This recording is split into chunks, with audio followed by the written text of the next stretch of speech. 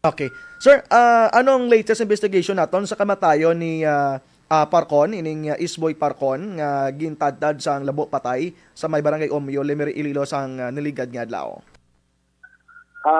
Sa subong sir, no, sa update sa subong sir, ang suspect naton sir na nadakop na naton sir kag na-file na naton sang kasong murder sir. Okay. Ano pangalan sang suspect? Ang ngalan sang suspect sir si Leo Marie James Gonzalez sir. Leo Marie James Gonzalez. Yes sir. Taga-diin siya, sir? Sir? Taga-diin siya? Bali sa Sitio Magalan, Barangay Sagrada, Pamilya Dumaraw, Cape sir. Okay. Pila edad niya ganit, sir? Sir. 21 sir? 21 anyos. Okay. Yes sir.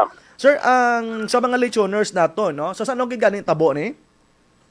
Bali sang December 14 sir, sang alas 9 sang gabi sir. Okay, December 14, Sabado nga adlaw. Yes sir.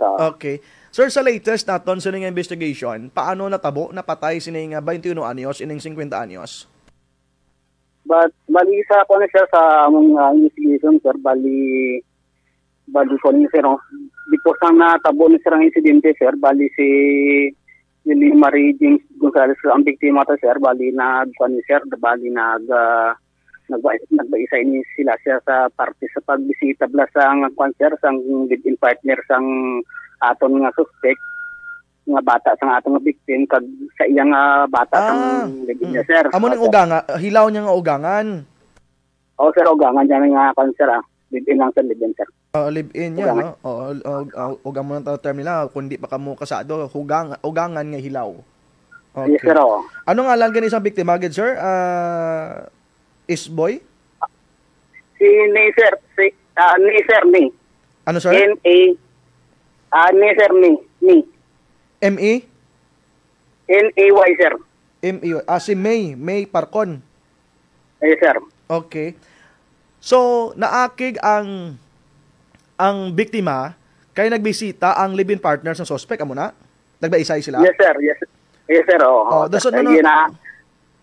Kaya according sa live-in partner sang suspect sir, ginasakit niya sir. Okay. So, ano na sila kadugay kung sir Ao? Bali ang biktima ta sir, ang suspect sa ang bata tong biktima sir, bali may bata ni sila sir nga mga 6 na kabulan sir. 6 kabulan. Isa lang kabilog, no? Isa lang sir. Okay. So, ano natabo diri sir? Ang ining biktima ginsulong sa suspect alin sa Dumaraw mismo? Base sa investigation ta sir, amo na sa bali kon sa gin papuli ini ang kwantang biktima ta sir, gin kanya sir, gin banggaan niya lang ni sir. Okay. Ginbanggaan sang biktima ang ining suspect. Ginbanggaan sang suspect sir ang biktima ta sir. Okay. Pero may balay ni sila sa Lemery man ining suspect kag ang bata sang biktima? Bali wala sir ko sir, bali drop mo sila ni star sir. Ay sa Leslak balay. Lumon na sir, lumon na. Galumon gali, no? So natabo ini sir. So natabo ini mga oras sa tabo ni gani sir sang 14? Bali 9 PM sir. Alas 9 sa gabi. Ano ginom-inom sila that time? Wala na sir, bali sang aga nga to sir, pagtapos nila concert ng Baisay sir. Bali nagpuli niya sir ang suspect sir sa Magalan sir. Ang biktima ay sir nagpabili na sa ilaw pa na sir.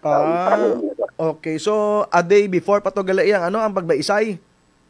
Sir, yes sir. So ginakigan gid sang tatay ang iya sining umagad man nga hilaw.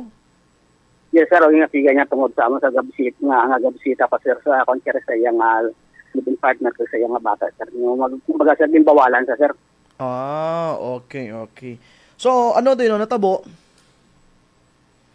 Sang concert kagabi, pagkagabi sir, banggaan niya si ugangan niya nga concert. Halin sa base sa investigation to sir, bali halin sa Dumaraw, panglakto lang isa sir, padto sa Barangay Omyo, kag banggaan niya ni si Juan, ang yang biktima to sir. Why man siya nagdala sa motor, kundi nang laktod siya sa kabukiran, ha? Yes, sir. Okay. Ano gamit niya dere sir? Spading o kung binangon? Bali, garaw sa nang gamit siya, sir. Ano, sir? Garaw. Garaw. Ang dumay pa curve na punta niyo, no? Yes, sir. Sus. Gaano ang biktima sang labo ni sir? Bali sang nakita ni sir sang kwan, sir, sang mga biktima karon sang mga witnesses, sir. Bali, gakulob doon sa sir. Gano, gakulob na siya, no? So, posible ito bangay sila mismo, no? O kung gatalikod, no? Talikod, sir, posible, sir. Oo, so... ang pagkulob gin ko sa mga finishing ni sir, kay gakulob din siya, sir. Oh, ang pilas ang biktima, sir, din? Mga pilas niya? Bali, ang mga pilas sa biktima, sir, ara sa iyang kwan sa likod ng iyang liog, sa ulo na, sa iyang baba, sa iyang dugang, kag sa iyang sa mga kamot niya, sir. Sus. Patal niya pilas, dughan, ulo. Oh, sir, kag sa likod ng iyang liog, sir. Ano kadugay, sir, kag nasapuan siya? Bali, sir, pagka pagka-insidente na to, sir, kaya nangayo pa sa bulig, sir mo, bali nakasinggit pa niya ang biktima, sir, na tabang, sir. Okay. So, pagkatapos... Nabatian sang kon, sir, nabatian sang iya bata, sang iyang asawa, sir, nga sa iyang bata nga gasing nagsinggit sa kwan nga tabang, sir. Ano kalayo ang maragi omyo sa town proper? Kung sa town proper, sir, bali mga 7 kilometers. Kag ang sa insidente, sir, bali lalakton to sir, na bukid. Bali bukid, sir, na bukid la, sir, nga trudong ni Kagawa. Giningagaw pa siya, sir, dala sa ospital? Yes, sir, yung pagkatapos to, pagkato namon to, gindala sa lang rescue team, pang numerate, gindeklara siya nga dito nga rival, sir. Ay, sus. Grabe, no? Amo ni ka layo sang sitwasyon, mayakwaton mo na butang musduyan, goro ka tis mo makargas lakyan, sir? O, sir, ito ang tuwangan sir, para madala ni sir sa lakyan, sir, para madala sa hospital, sir. Okay. Sir, paano nadakpan ining suspect? Bali, ang suspect ko, sir, nagkuhan ni sir, bali, nagsurin nagkuhan ni sir, bali, nakaiyakan kami, sir, naka-receive kami information, nakatawag ang Dumaro MPS, sir, nga nag-surrender sa sir, sa Dumaro Police Station, kag gin-assist ni Barangay Captain ani Sudayan, barangay pa sa Grand Pamilya, sir. Okay. So, saan sir nag-surrender?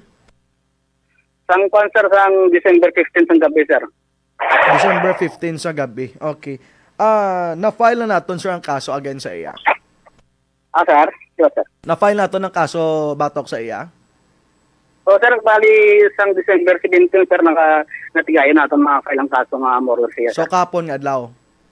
Kagapon, sir. Kagapon, sir. Okay. Sir, anong na-recover natin sa area, sa crime scene? Bali, wala gid nga konsa sa may ang bali ang gingamit sa sabi gindalaya pa puli kag wala na recover. Sir, na ano ninyo, na istorya ninyo ining suspect? Bali, ga konsa ga panginwala ito, sir, nga siya nag. Oo, gipanginwala nga siya nagpatay. Sir. Okay, ito yan naman yung allegation, no? Pero amo niya ang sa inyo sininga investigation. So far, sir, ang iya sininga live-in kag ang bata niya anong kabulan di insbong? Bali aras bong sa sir sa barangay man, sir. Okay, sige. With this information, Police Staff Sergeant Randy Magno, sir, thank you so much kasi mo sininga tiyempo. Naginatag diri sa amon sa DYRP Live Radio Iloilo.